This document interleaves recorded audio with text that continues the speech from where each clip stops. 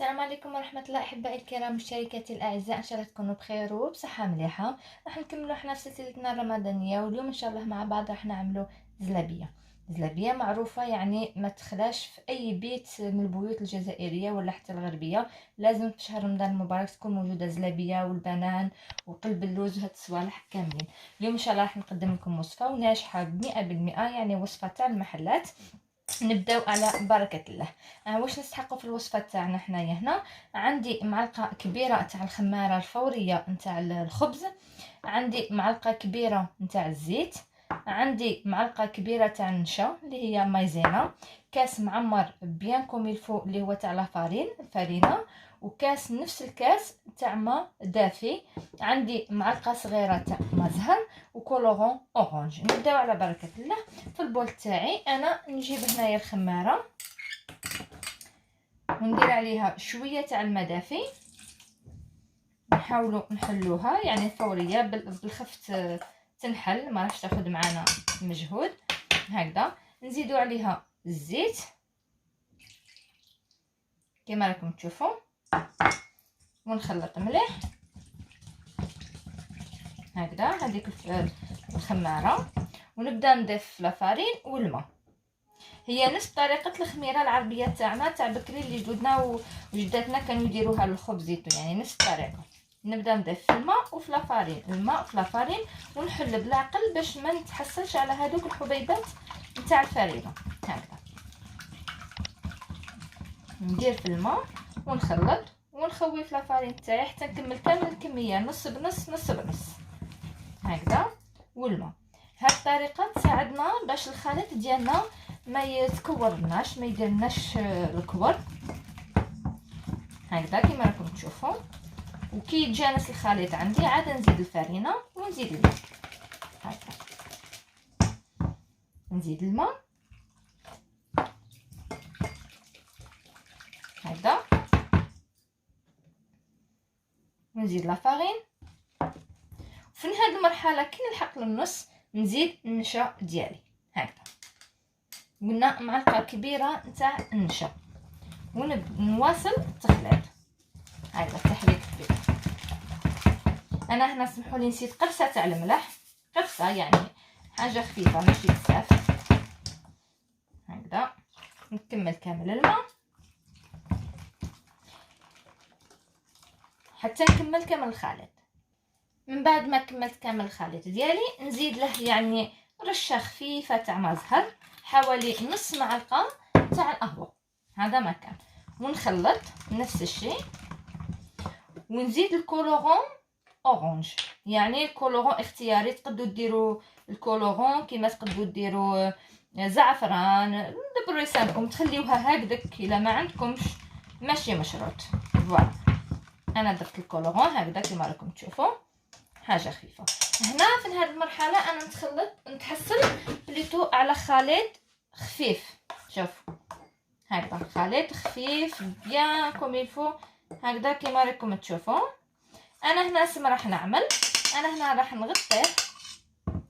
نغطيه بيان ونخليه يخمر ليه ان فيلم اليمونتير. نخليوه يعني راح ياخذ معنا حوالي نص ساعه، يعني كي نشوفوا الحجم ديالو تضاعف يعني سيبو راه وجد. هكذا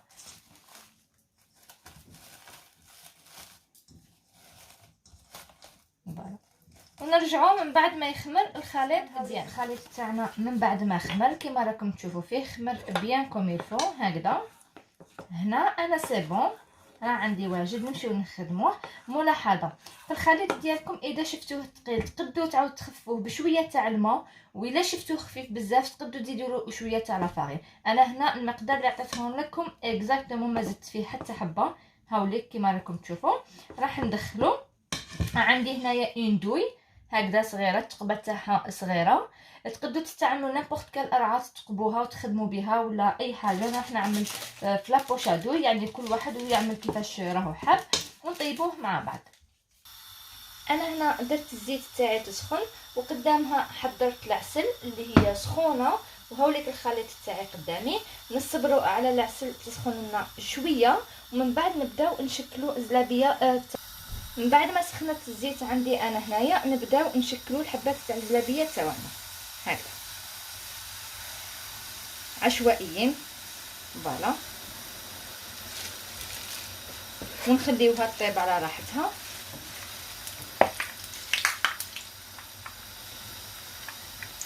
هكذا حتى طيب لنا مليح. هاي كما راكم تشوفوا تنفخت لنا والعجينه نشحت لنا وجات ناجحه بيان كوم يلفو. الزيت العسل انا هنا راه عندي قدامي سخونه بيان كوم يلفو يعني عادي. والزلابيه تاعنا كي طيب نقلات ديريكتومون العسل باش تعسل لنا مليح. هاي لي كما راكم تشوفوا وخفه نقلبوها على نار سخونه هكذا.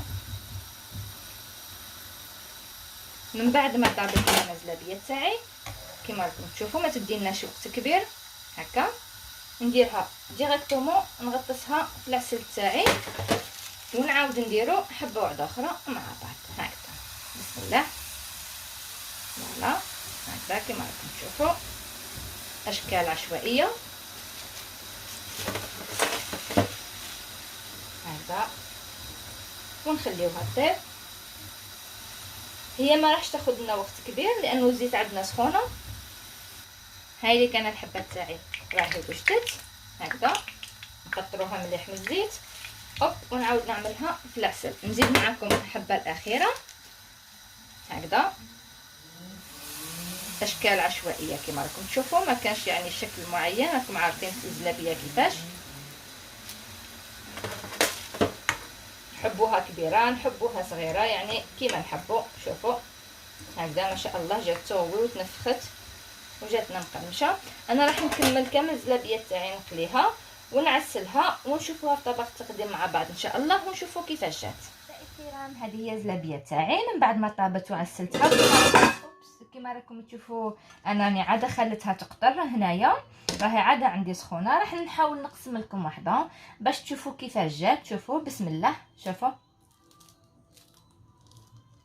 راكم تسمعوا كيفاش جات مقرمشه وخاويه من الداخل. شوفوا هيا نقسم لكم اي وحده هكذا. شوفوا شوف كيفاش جات من الداخل ومتشربه العسل مليح مليح كما راكم تشوفوا.